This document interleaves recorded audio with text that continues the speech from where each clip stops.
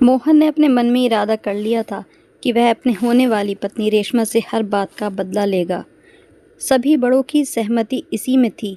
खासकर मोहन की बुआ का कहना था कि 4 आदमी बुलाकर शादी कर दी जाए और थोड़े दिनों बाद अच्छा प्रोग्राम करके रेशमा की विदाई की जाएगी। 1 हफ्ते बाद मोहन की शादी रेशमा से हो गई। रेशमा अपनी माँ के साथ ही अपने घर पर ही थी। मोहन पहले ही इस शादी से खुश नहीं था। एक घर में एक साथ रहते हुए भी वह अपने पिता से पूरी तरह रिश्ता तोड़ चुका था। मोहन के पिता उसकी खामोशी को महसूस करने लगे थे। मोहन को खुश करने के लिए उन्होंने अपनी सारी संपत्ति मोहन के नाम कर दी। इससे भी मोहन की खामोशी नहीं टूटी। वह तो सिर्फ अपनी माँ की खातिर इस रिश्ते को सहन कर रहा था। और फिर एक दिन ऐसा आया जब मोहन के सर पर दुखों का पहाड़ टूट पड़ा। एक दिन जब उसकी माँ भी इस दुनिया से चली गई। अपनी माँ की अचानक मौत ने उसे तोड़ कर रख दिया। वह दिन रात रोता और अपनी माँ को याद करता। मोहन ने सोच लिया था कि अब जब उसकी माँ ही नहीं रही तो फिर मैं इस रिश्ते को ख़त्म कर दूंगा। लेकिन ऐसा नहीं हुआ।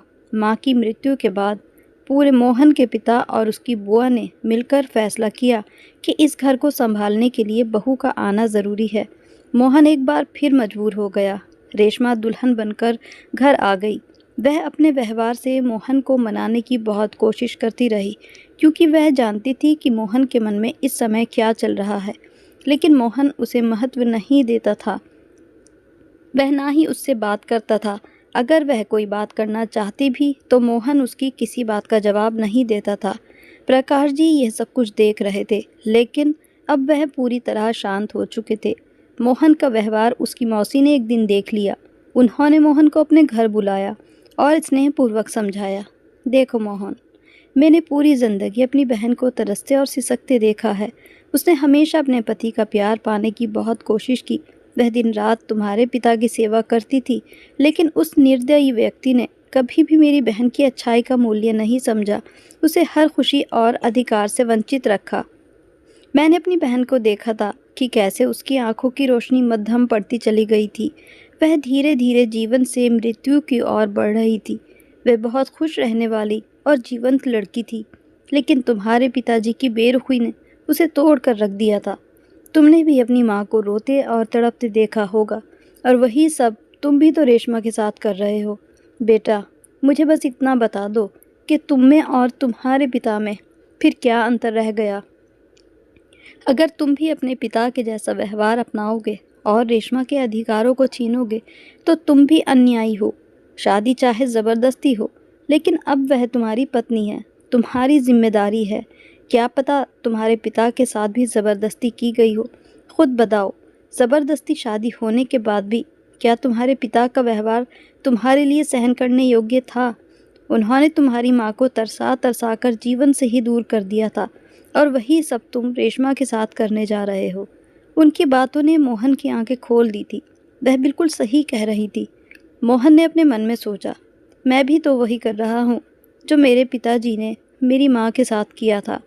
फ़र्क सिर्फ इतना था कि मैं अपने पिताजी की तरह गाली गलौज नहीं करता, ना ही रेशमा के चरित्र पर सवाल उठाता हूँ। लेकिन मेरा ठंडा व्यवहार वैसा ही है जैसे मेरे पिताजी का था। रेशमा हालांकि मोहन का बहुत ध्यान रखती थी, लेकिन मोहन ने कभी उसे महत्व नहीं दिया था। अब मोहन को अपने व्यवहार पर शर्मिंदगी हो रही थी, और उसी दिन पर घर जाते ही अपनी पत्नी के लिए फूलों का गुलदस्ता और कीमती उपहार लेकर गया। उन्हें देखकर रेशमा की आंखें चमक उठी। उसे बहुत खुशी हुई थी। उसे इस तरह खुशी से पागल होता देखकर मोहन भी खुश हो गया था। दिल में गहरा पछतावा था, और मोहन ने संकल्प लिया कि आज के बाद उसके साथ कोई भी अन्याय नहीं करेगा। उसके बाद मोहन का व्यवहार अपनी पत्नी के साथ बहुत अच्छा हो गया था। उसके पिता भी संतुष्ट थे। उन्होंने भी मोहन से क्षमा मांगी थी। मोहन ने उन्हें क्षमा तो कर दिया था, लेकिन दिल अभी उनसे विरक्त था। फिर भी मोहन उनकी सेवा मन से कर रहा था। कुछ समय और गुजरा, तभी एक और घटना घटी। एक सुबह जब मोहन अपने ऑफिस के लिए तैयार हो रहा था तो रेशमा दौड़ती हुई कमरे में आई और बोली, मोहन, मामा जी अपने बिस्तर से नहीं हिल पा रहे। पता नहीं उन्हें क्या हो गया है। यह सुनकर मोहन घबरा गया। वह तभी अपने पिता को लेकर अस्पताल पहुंचा तो पता चला कि उन्हें फालिज का दौरा पड़ा था, जिसकी वजह से वे हमेशा के लिए बोलने में असमर्थ हो गए। अब मोहन अपने मन में सोच रहा था कि पिताजी ने मेरी माँ पर जो अत्याचार किए थे, अब उन कर्मों का हिसाब देने का समय आ गया है। बहरहाल मोहन अपने पिता की सेवा में कोई कमी नहीं कर रहा था। उसकी पत्नी रेशमा भी प्रकाश जी का बहुत ध्यान रखती थी और उसमें कोई संदेह नहीं था, क्योंकि रेशमा मोहन के पिता की सगी भांजी थी। प्रकाश जी ने हमेशा उसे बहुत प्यार दिया था और वह भी अपने मामा प्रकाश जी का बहुत सम्मान करती थी। लेकिन कुछ समय से मोहन महसूस कर रहा था कि उसके पिता की आंखों में हर समय आंसू रहते थे। जब भी वह अपने पिता के पास जाता तो वह इशारों से उसे कुछ बताने की कोशिश करते थे, लेकिन जब रेशमा कमरे में आती तो वह जल्दी से चुप हो जाते और आंखें बंद कर लेते। शुरू शुरू में तो मोहन ने कुछ नहीं सोचा, लेकिन फिर उसे लगने लगा कि उसके पिता उससे कुछ कहना चाहते हैं, कुछ बताना चाहते हैं, लेकिन रेशमा की उपस्थिति में कह नहीं पाते। इस बात ने मोहन को शक में डाल दिया था। मोहन ने सोचा कि मुझे अपनी पत्नी पर नज़र रखनी होगी, वह कुछ ना कुछ गड़बड़ कर रही है। एक दो बार मोहन ने बहाने से अपनी पत्नी से पूछा भी, तुम पिताजी का ध्यान तो रखती हो ना? वह कहने लगे, आप देख लो, मैं उन्हें समय पर दवाइयाँ देती हूँ, खाना भी अपने हाथों से खिलाती हूँ। वह मेरे मामा हैं, मुझे बहुत प्रिय हैं। आपको पूछने की कोई ज़रूरत ही नहीं है, सब कुछ आपके सामने ही है। उसकी बात पर मोहन चुप हो गया, लेकिन उसके दिल में शक तो पड़ ही चुका था। वह अपना शक दूर करना चाहता था। तभी एक दिन उसने बहाने से रेशमा को उसकी माँ के घर भेज दिया और ख़ुद ऑफिस के लिए निकल गया। लेकिन वह ऑफिस नहीं गया था, वह सिर्फ रेशमा को यह जताना चाहता था कि वह ऑफिस जा चुका है। मोहन रेशमा पर नज़र रखे हुए था। वह जैसे ही टैक्सी में बैठकर अपने घर जाने के लिए निकल गई, मोहन तुरंत अपने पिता के पास आ गया और उन्हें एक कॉपी और पेन दे दिया ताकि वह उसे लिखकर सब कुछ बता सके। उसके पिता ने कांपते हुए हाथों से वह पेन पकड़ा और कागज़ पर लिखने लगे। मोहन का भी दिल धड़क रहा था कि न जाने उसके पिता उसको क्या बताने वाले हैं।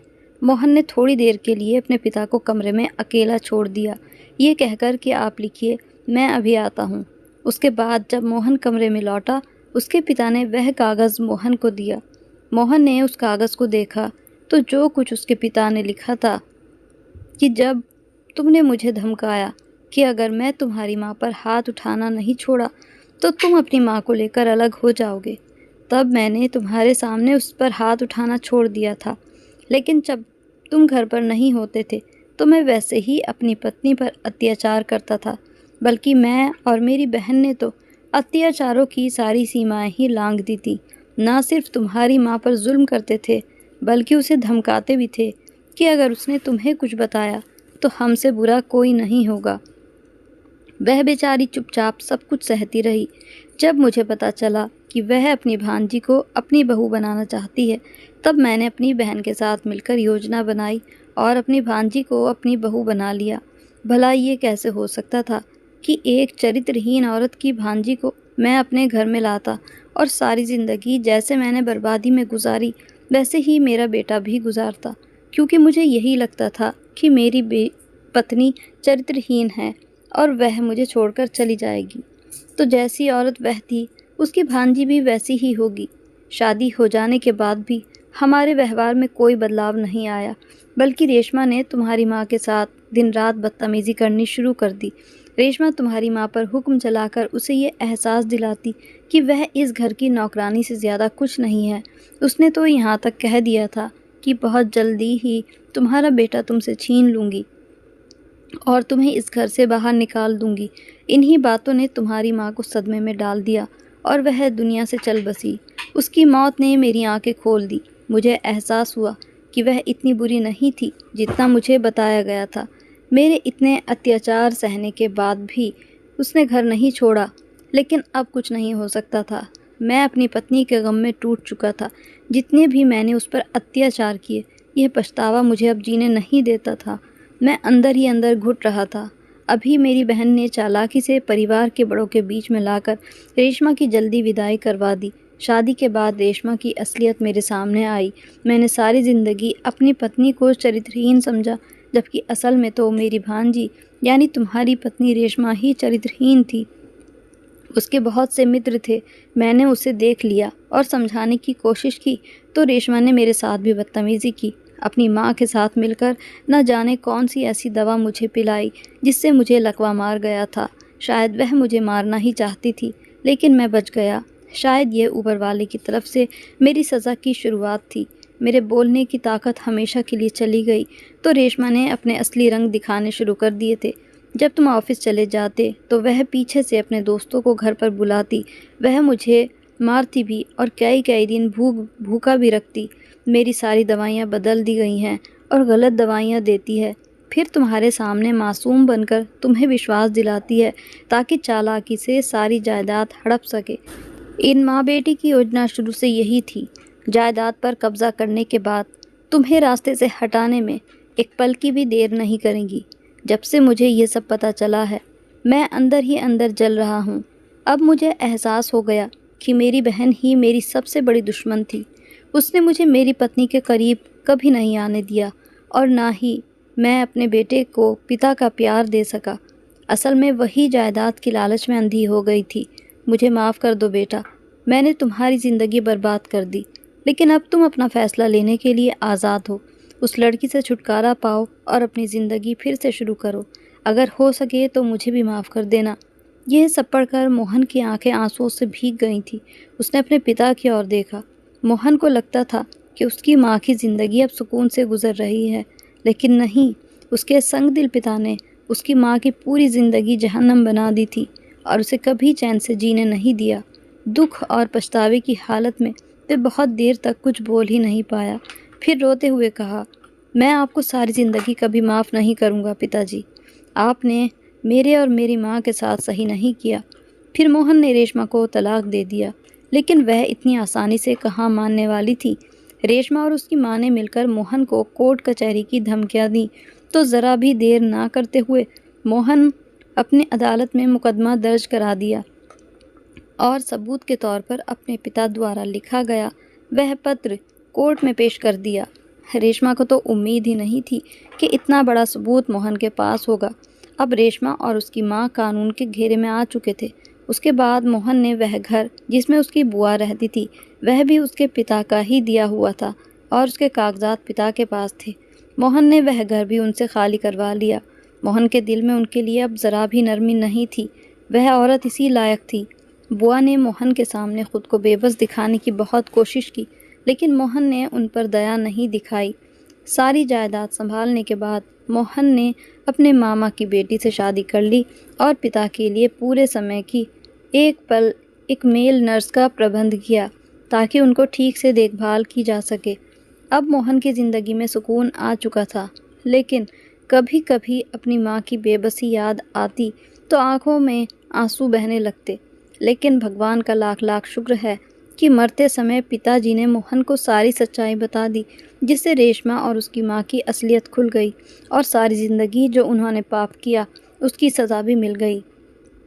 मोहन को उसके सब्र का सबसे अच्छा फल मिला। नीलम जैसी सुंदर और नेक दिल पत्नी उसकी ज़िंदगी में आ गई। इस कहानी का उपयुक्त नैतिक संदेश यही है कि सच और न्याय देर से सही पर जीतते ज़रूर हैं। ज़िंदगी में सब्र, सच्चाई और आत्मचिंतन ही इंसान को अंधकार से रोशनी की ओर ले जाते हैं। तो ये थी आज की कहानी। इस कहानी के बारे में आपकी क्या राय है, ये कमेंट बॉक्स में ज़रूर बताइएगा। अगर आपको कहानी पसंद आई हो तो वीडियो को लाइक करें और चैनल को सब्सक्राइब करना भी ना भूलें। साथ ही बेल आइकन को सेट कर लें ताकि नए वीडियो के नोटिफिकेशन तुरंत आप तक पहुंच जाया करें और आप नई कहानियों का मज़ा उठा सकें। तो ऐसी ही दिलचस्प और नैतिक कहानियों के साथ फिर मिलेंगे। तब तक के लिए goodbye and thanks for watching.